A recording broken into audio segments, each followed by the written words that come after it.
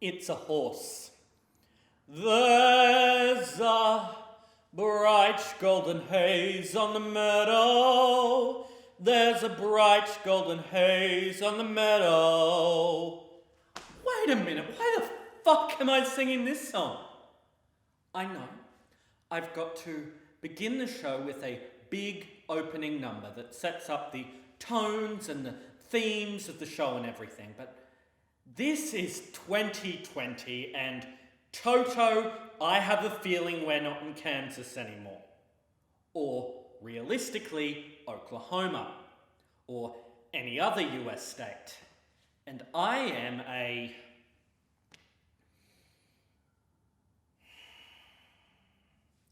slightly overweight Gen Z 20-something in Brisbane, Australia. I am not some rough and tumble cowboy in turn of the century America. So, let's try this again, shall we? Oh, hey, fancy seeing you here. At this point of the show, I would usually sing a genius parody of Oh What a Beautiful Morning, but with One music rights being what they are for online performances, I can't do that. Thanks, COVID. In the parody, I would cover the topics such as the horrible Brisbane weather, how hard it is to get a job in the arts, and my complete lack of success with women. You know, typical Rogers and Hammerstein topics. Hello, I'm Oliver. I'm 22 years old, and in case you didn't already know, I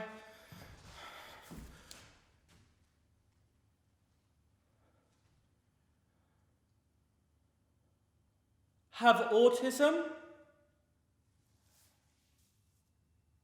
So, all of this is coming from a lived experience of autism.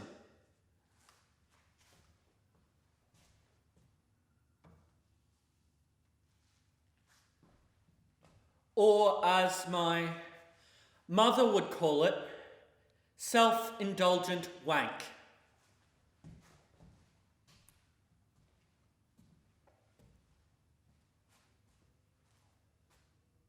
Speaking of wanking, I've never had sex. I want to have sex. It is not that I am saving myself for marriage. God herself knows I would cash that check if I could.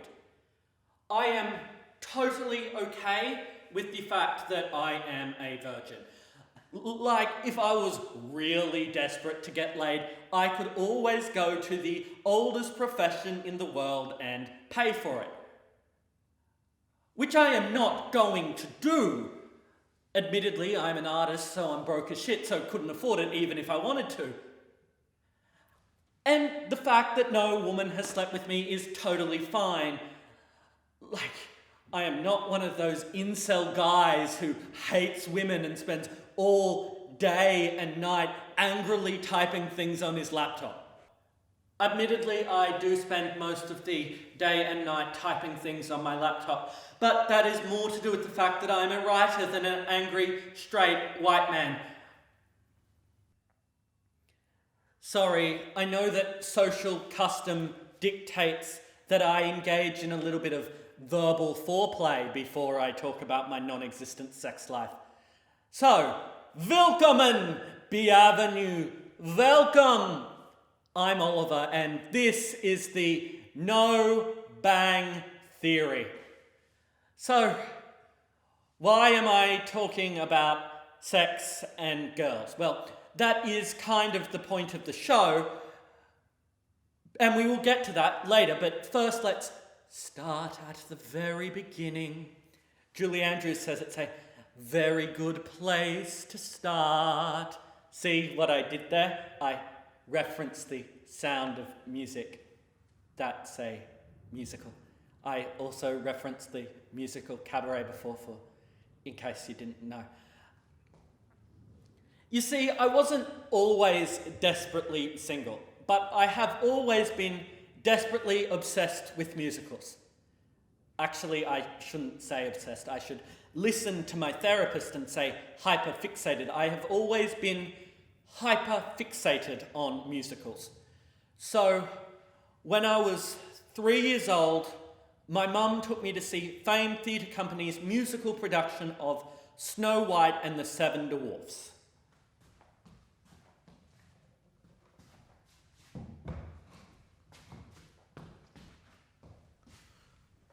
He's behind you! Mom, that's a man in a dress!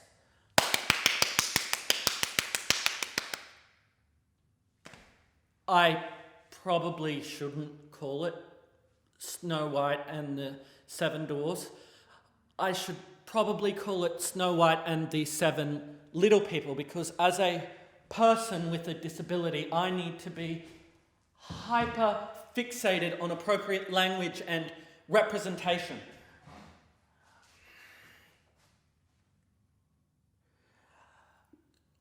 After the show, the then owner of famed theatre company came out on stage and said, "When you are 5 years old, nag mum and dad and grandma and your great aunt Glenda and everyone you know to come join us at the famed theatre family." So, 2 years later, when I turned 5, I said, "I'm off to Fame now." My mum was like, "What the fuck are you talking about?" Because my birthday is in January, and like most things in Brisbane, Fame doesn't start up again until February.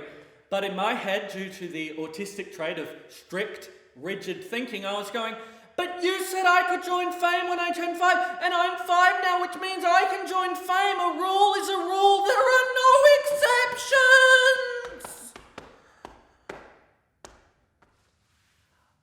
Eventually, I did join Fame, and it was amazing. I spent my days singing and dancing and acting. It was the most fun. It was the most liberating. It was the coolest thing ever.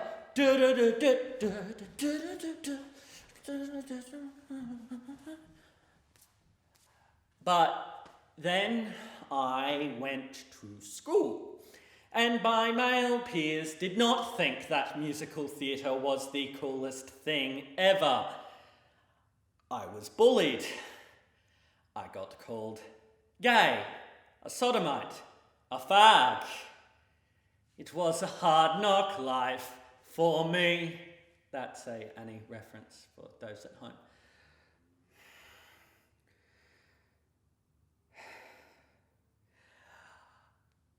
In my head, a rule is a rule. There are no exceptions. So if musicals were gay, that meant I was gay. So that's how I learned I was gay.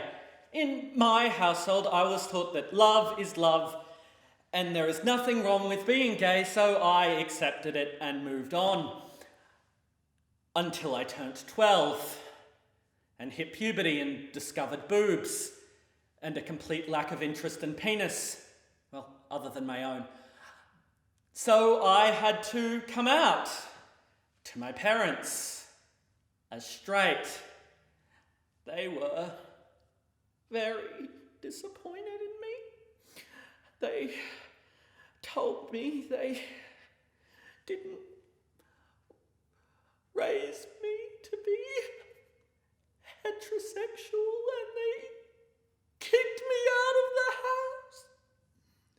I'm joking, obviously. They were fine. Surprised, but fine. The boys at school, however, not so much. They still thought of me as this weird kid obsessed with musicals that apparently wasn't gay. But picture me, just another schoolboy, just about to turn 13. That's a reference to the Broadway musical 13 by Jason Robert Brown, which, fun fact, was the first Broadway appearance of pop star Ariana Grande. But I just desperately wanted to fit in. So, what did I do? I turned to musicals. Danny Zuko from Greece. Well, oh, well, oh, well, oh. Maybe not. Sky Masterson from Guys and Dolls. Luck be a lady tonight. Bit of a gambling addiction. Tony from West Side Story. Maria, I just met a girl named Maria. But what if her name isn't Maria? What if her name's like Cindy or Janet or... But what all these men had that I didn't was a girlfriend. So if I wanted to be cool and normal like them, I too needed to get a girlfriend. The only problem was actually finding one. Me again. At this point of the show, I would usually sing Where Is Love from the musical Oliver, but I can't do that because of One Music rights. Thanks again, COVID. I haven't changed any lyrics, but if you don't know them, I would recommend Googling them. In the show, Oliver sings about the love of a mother. I am singing about a love of a very different nature. I could make an Oedipus joke, but I am choosing not to. Did you really think I, Oliver, a self-confessed musical theatre nerd, was going to make it through this entire show without doing at least one song from Oliver? I was literally named after that show. Well, not literally. If I was literally named after that show, my name would have an exclamation point. But it doesn't, a fact I will never forgive my parents for. To be fair though, I wasn't figuratively named after that show either. That is just something I tell people, because if my journalist of a mother has taught me anything, it is that you should never let the truth get in the way of a good story. Then again, she is also a grammar-obsessed freak, so the lack of an exclamation point is all the more annoying. Here's the thing though, life isn't a musical. The rest of the world isn't as keen to break into the song at the drop of a hat and speak in lyric. So if I wanted to be normal and have a girlfriend, I needed to turn to film and television for additional dating advice. Which brings us back to the Big Bang Theory and its main character Sheldon. I'm not crazy, my mother had me tested Cooper. Sheldon Cooper. Where to begin with Sheldon Cooper? Sheldon Cooper is an icon. He is the main character of not one but two television programs. His portrayal, Jim Parsons, has won multiple Emmy Awards, and he is, in my opinion, one of the worst things to ever grace the small screen. So, no bang all round. But the biggest bang of a problem is that Sheldon Cooper has somehow become the biggest poster child for autism representation since Rain Man. And do not get me started on Dustin Hoffman's performance in that movie. But that's another story, never mind. Anyway, Into the Woods reference. Here's the thing, I used to really like the show. I thought, finally, I am seeing myself on screen.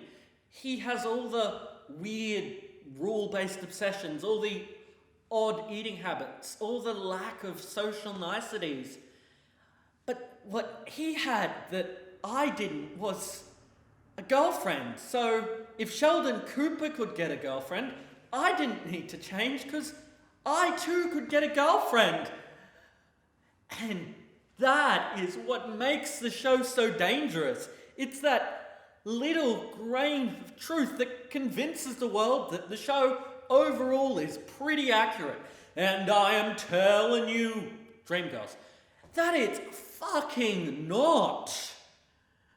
That knock knock penny, knock knock penny, knock knock penny thing isn't cute or endearing or funny.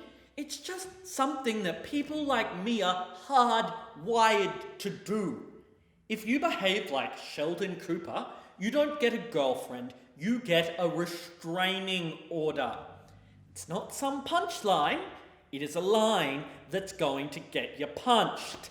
But most people don't know that. And the Big Bang Theory makes it harder. So, let me set the record straight.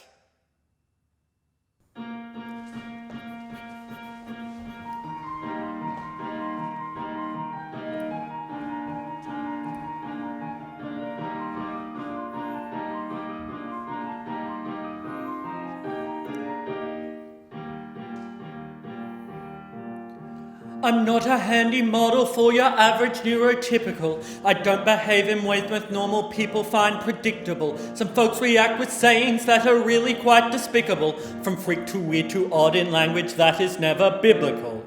Most people think we're all well versed with subjects mathematical. I suck at some geometry, both the simple and quadrilateral. But Sheldon's not all Aspie, folks, I know that is some breaking news. The Big Bang Theory TV show just makes me want to blow a fuse.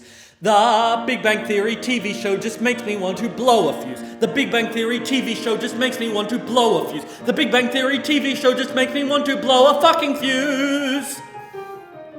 I can list every single winner of the awards academy. I cannot code computer count, but please do show some empathy. Forget Sheldon Cooper, cause he's totes stereotypical. I'm not a handy model of your average neurotypical.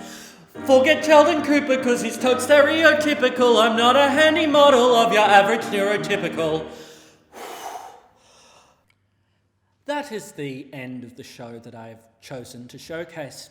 Obviously, there is more to the show. A 10-minute cabaret probably isn't going to cut it. The rest of the show will use the structure of a typical musical, as laid out in The Secret Life of the American Musical by Jack Vettel, including I Want songs, big production numbers, and heartfelt ballads. I will also include stories of an incident with a blow-up doll, my one-sided love affair with the little red-headed girl from Fame, and my journey to an autism diagnosis, all climaxing at my formal when I learnt that self-love is more important than the love of a woman.